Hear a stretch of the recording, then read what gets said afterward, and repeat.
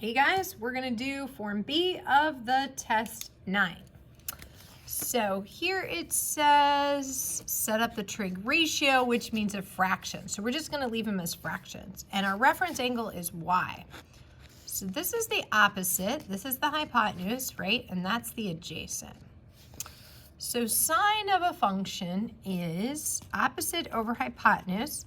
So the opposite side in my picture is 2, and the hypotenuse is the square root of 29. Now we're not going to leave our answer like that. So the square root of 29 times the square root of 29 is 29. And we get that. Cosine. Well, cosine is adjacent over hypotenuse. That's the formula. So adjacent is 5, and the hypotenuse is the square root of 29. Once again, I can't leave my answer like that. So I'm going to rewrite like so. Now, tangent. Well, tangent is opposite or adjacent, so that would be 2 over 5. Opposite over adjacent is 2 over 5. So now let's do some trig. Here is our reference angle. So this would be opposite, hypotenuse, adjacent. So if I think about the sine of my angle 32, that would be opposite over hypotenuse, but I don't have anything to plug in for the opposite. If I think about the cosine of 32 would be adjacent over hypotenuse. And the adjacent is 16. Yep, so that's what I want. So the cosine of 32 is adjacent 16 hypotenuse x. And I can swap these.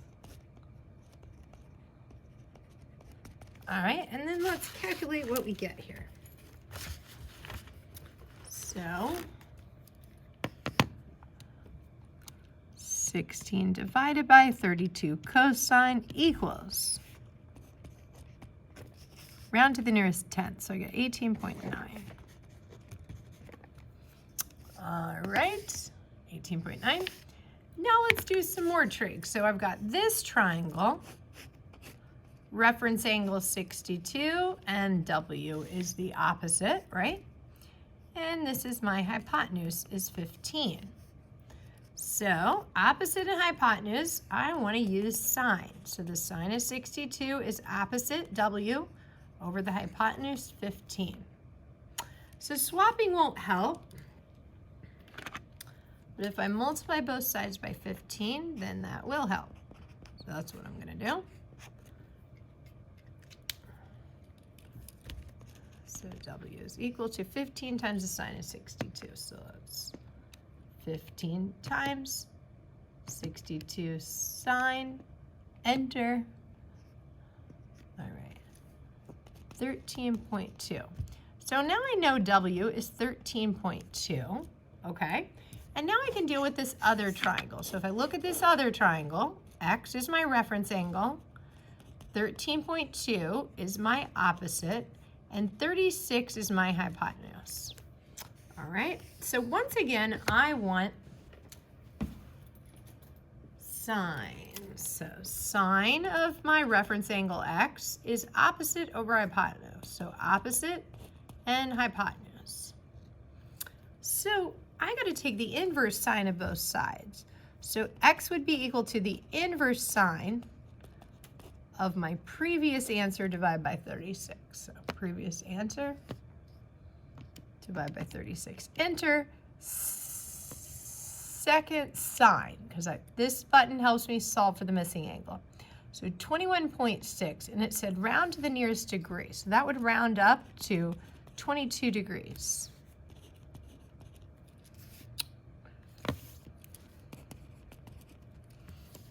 Great. Now let's keep going on the trig. All right, I've got a ladder that's 8 foot from the base of the wall, and the ladder's 21. Can I solve for this missing angle? So that's opposite hypotenuse. That'd be my adjacent. So I say to myself, I have something for adjacent and hypotenuse, so hopefully you're thinking cosine. So the cosine of x would be 8/21.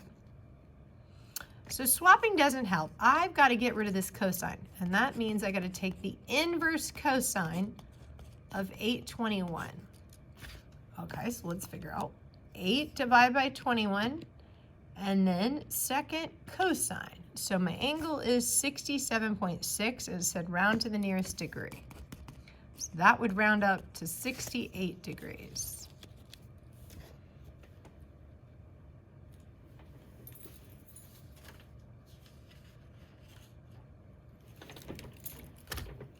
All right, next one. My reference angle is 20, so this is my opposite. I don't have anything on my hypotenuse, but I do have my adjacent. So the formula I need is tangent, because the tangent of 20 would be opposite 28 over adjacent x. So when I swap these, right, I get x by himself. So let's type this in the calculator. 28 divided by 20 tangent equals, so it says round to the nearest degree, so that'd be 77, or the nearest meter. Yeah, 77 meters. So this is 77 meters.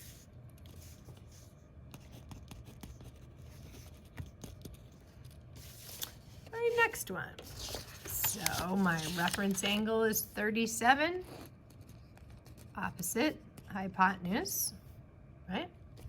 I don't have anything on the adjacent, so I need sine. So the sine of 37 is opposite x over hypotenuse. Swapping won't help. Hopefully you're thinking multiply by 270.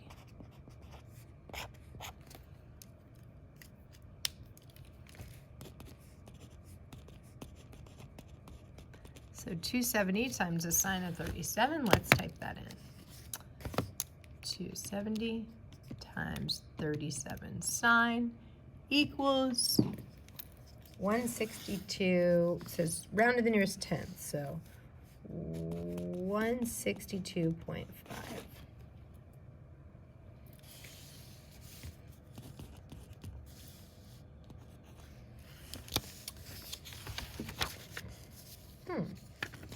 So this is an area of a square, and a square is, all the sides are equal, right? So the area of a square would be base x times height x. So to figure out the length of one side, or what x is, I take the square root of both sides. So we get, so this would be the square root of 147. In fact, all the sides would be the square root of 147. So to find the perimeter, I would just add them all up.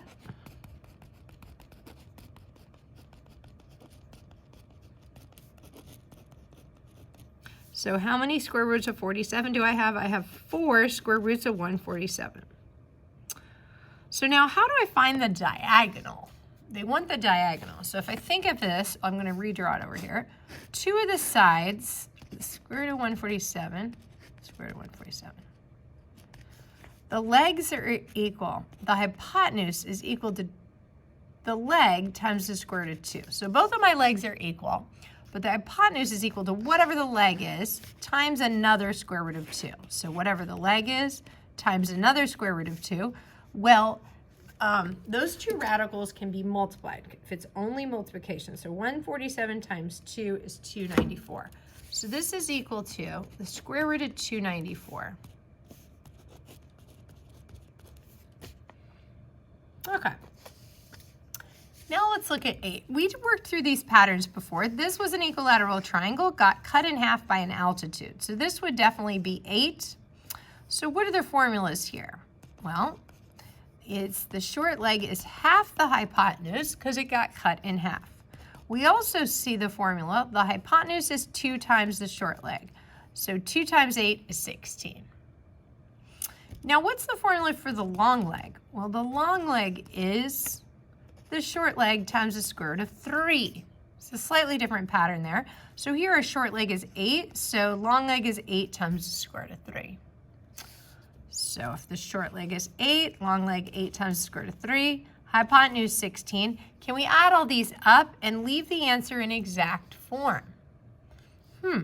Well, just as usual, you wouldn't leave your answer like that. So 8 plus 16 is 24. So you'd leave your answer 24 plus 8 times the square root of 3.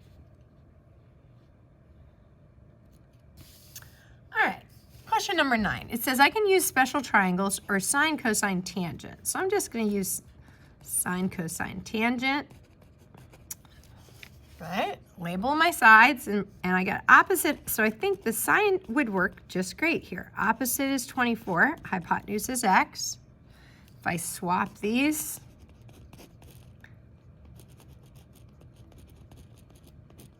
all right, use my calculator, round to the nearest foot. So 24 divided by 60 sine, enter.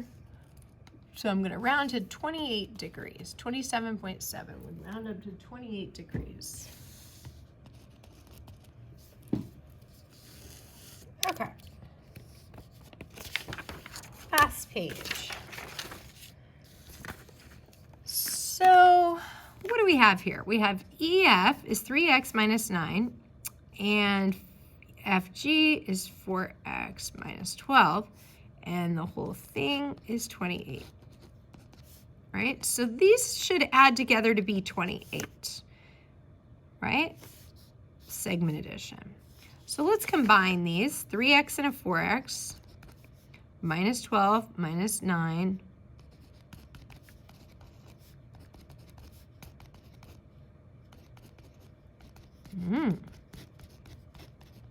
So x is 7.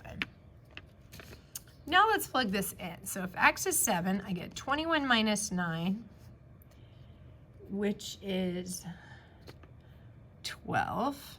Okay, so 12. Here if I plug in 7, 4 times 7 minus 12, so 28 minus 12 is 16. Now let's just add these up to check. Yep, so I get 7, 12, 16. Let's keep going. All right, so it says the two angles are supplementary. So if two angles are supplementary, the two angles add up to 180. So if the first angle is this, and the second angle is that, let's see what these combine to make.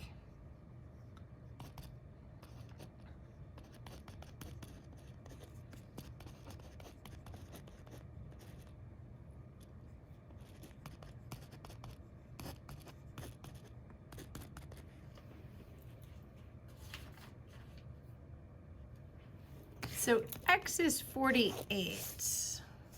So, but they don't want to know what x is, so I got to plug this back in.